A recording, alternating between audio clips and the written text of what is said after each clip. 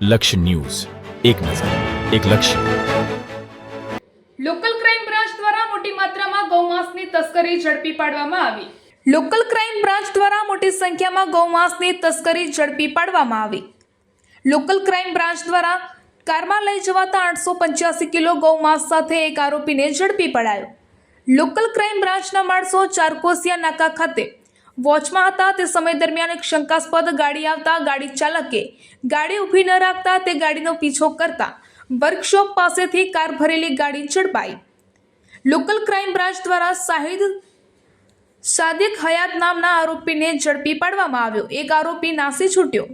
અગાઉ આ લોકો દ્વારા માંસની હેરાફેરી કરવામાં આવી છે કે કેમ તે દિશામાં પણ પોલીસે કરી રહી છે તપાસ. રિપોર્ટર અનિકેત જોશી, મહીસાગર.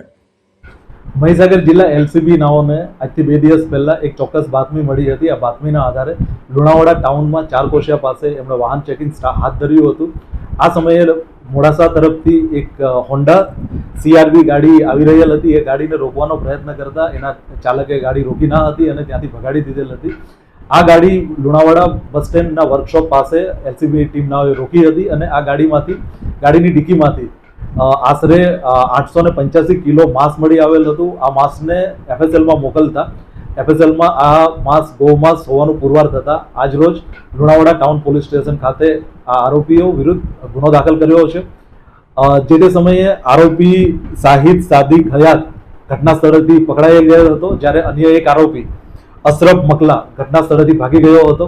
પોલીસ એ દિશામાં તપાસ કરી રહી છે કે આ ગૌમાંસ ક્યાંથી લાવવામાં આવ્યું હતું તેમજ કોને આપવામાં આવનાર હતું.